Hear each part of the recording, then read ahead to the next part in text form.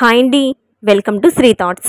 ఈరోజైతే నేను మీ ముందుకి మరొక ఇన్ఫర్మేటివ్ వీడియోతోటైతే వచ్చేసాను. దేవుడి పటాలను ఎన్ని రోజులకు ఒకసారి శుభ్రం చేసుకోవాలి అనే విషయాన్ని మనం ఈ వీడియోలో పూర్తిగా తెలుసుకుందాము. దానికన్నా ముందుగా మీ అందరికీ చిన్న రిక్వెస్ట్ అండి.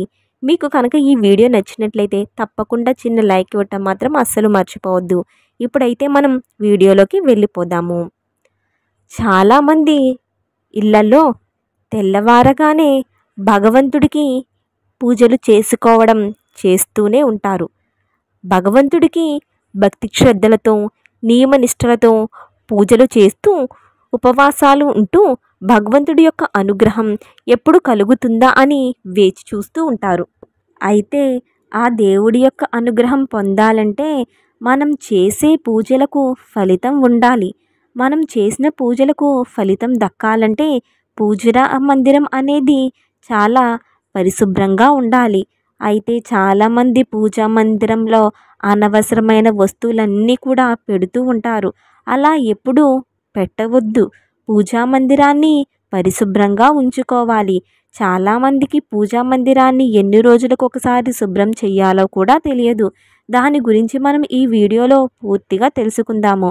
అదేవిధంగా పూజా మందిరాన్ని ఏ విధంగా శుభ్రం చేయాలి, దేవుడి విగ్రహాలను ఏ ఏ దిక్కులలో ఉంచాలో కూడా తెలుసుకుందాము. శాస్త్రాల ప్రకారం ఏ పూజా మందిరం అయితే శుభ్రంగా ఉంటుందో ఆ ఇంటిలోకి దేవతలు వస్తారని చెప్పబడుతుంది. పూజ గదిని శుభ్రం చేసేందుకు ఎప్పుడూ కూడా చీపురుని అస్సలు ఉపయోగించకూడదు. ఒక శుభ్రమైన వస్త్రంను తీసుకొని పూజా మందిరాన్ని శుభ్రం చేయాలి. పూజా మందిరంలో భగవంతుడికి సమర్పించిన పూలు చిందరవందరగా పాడేయకూడదు. వాటిని ఒక కవర్లో పెట్టి పారే నీటిలో విడిచిపెట్టాలి. అది కుదరని వారు ఏదైనా పచ్చని మొక్క మొదట్లో వేయాలి.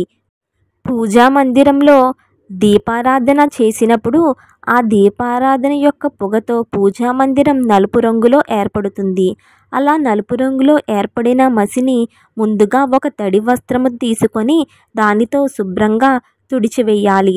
తర్వాత సబ్బు నీటితో పూజా మందిరాన్ని కడిగి ఆ పూజా మందిరానికి పసుపు మరియు కుంకుమతో గంధముతో బొట్లు పెట్టాలి.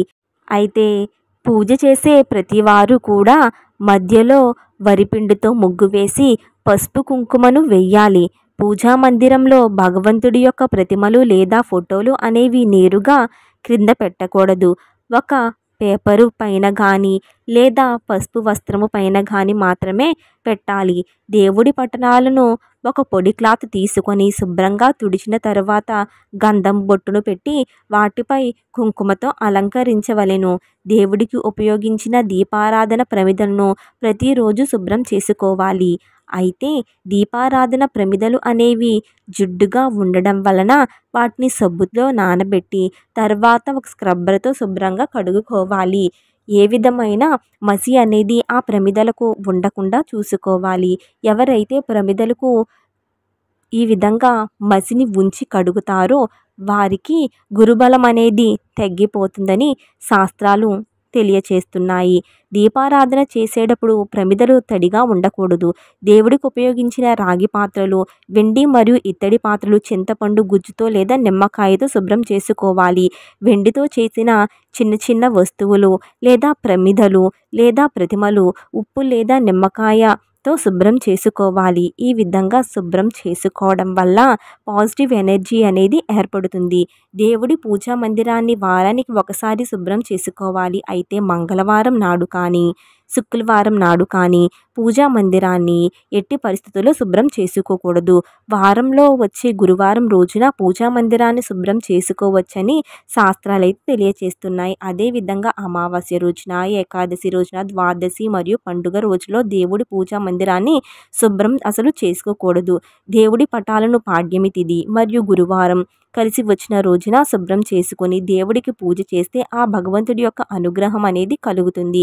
ఎవరికైనా పూజా మందిరాన్ని వారానికి ఒకసారి ఒకసారి శుభ్రం చేసుకోవడం కుదరకపోతే నెలకు ఒకసారైనా తప్పకుండా పూజా మందిరాన్ని శుభ్రం చేసుకోవాలి.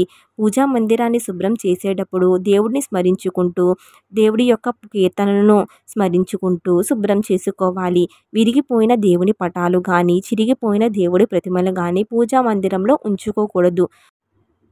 ఒక దేవుడికి సంబంధించిన ప్రతిమ కానీ, విగ్రహం కానీ ఏదో ఒకటి మాత్రమే ఉండాలి. పూజా మందిరంలో శివలింగం ఉంటే గనక ప్రతినిత్యం శివుడికి అభిషేకం అనేది చేయాలి. నీటితో అయినా ప్రతిరోజు లింగానికి అభిషేకం చేసి నైవేద్యాన్ని సమర్పించాలి. ఉగ్ర రూపంలో ఉన్న దేవుడి పటాలు లేదా ప్రతిమలు అనేవి పూజా మందిరంలో ఉంచకూడదు. కాళికాదేవి యొక్క ఫోటో అనేది పూజా మందిరంలో ఉంచకూడదు. నుంచిని ఉన్న లక్ష్మీదేవి యొక్క ప్రతిమ లేదా పటము అనేది పూజా మందిరంలో అసలు పెట్టకూడదు. నాట్యం చేసే గదిలో తప్ప నటరాజస్వామి విగ్రహాన్ని పూజా మందిరంలో ఉంచరాదు. గోవు యొక్క ప్రతిమ అనేది పూజా మందిరంలో పెట్టుకుంటే మంచి శుభ ఫలితాలు కలుగుతాయి. గోవు దూడ కలిసి ఉన్న ప్రతిమలు మాత్రం పెట్టుకుని పూజిస్తే ఇంట్లో సకల శుభాలనేవి ఏర్పడతాయి. లక్ష్మీదేవి విగ్రహాన్ని కానీ, ఫోటో కానీ ఎప్పుడు కూడా గుమ్మానికి ఎదురుగా పెట్టరాదు.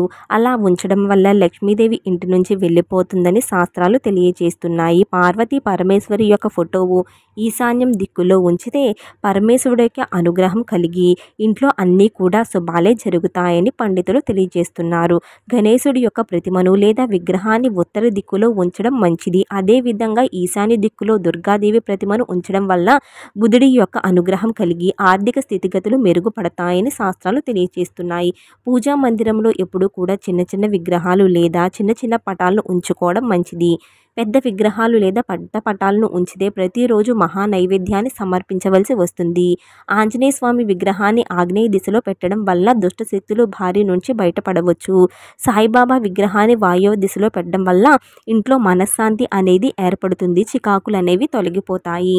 నిల్చున్న లక్ష్మీదేవి ఫోటోలు పూజా మందిరంలో ఉంచకూడదు. లక్ష్మీదేవి నిల్చున్న ఫోటోని ఇంట్లో ఉంచితే ఇంట్లో స్థిరత్వం అనేది తగ్గుతుంది. ఇంటి పూజా మందిరాన్ని దక్షిణం వైపు ఎట్టి పరిస్థితుల్లో నిర్మించకూడదు. అలా నిర్మించడం అంత శ్రేయస్కరం కాదు.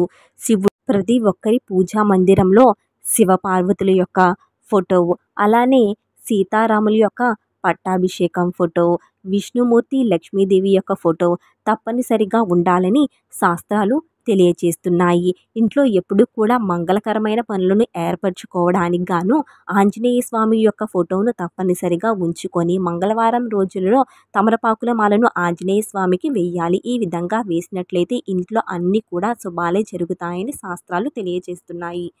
ఇదండి ఈరోజు వీడియో. అయితే మీకు ఈ వీడియో నచ్చినట్లయితే తప్పకుండా చిన్న లైక్ ఇవ్వటం మాత్రం అసలు మర్చిపోవద్దు. మీరు ఇచ్చే చిన్న లైక్ మాకు ఎంతో సపోర్టివ్గా అనిపిస్తుంది. మొదటిసారిగా మీరు మా ఛానల్ని చూస్తున్నట్లయితే సబ్స్క్రైబ్ చేసుకుని పక్కనే ఉన్న బెల్ ఐకాన్ యాక్టివేట్ చేసినట్లయితే ఫర్దర్ నోటిఫికేషన్స్ అన్నీ కూడా మీకు అందుతాయి. Thank you for watching.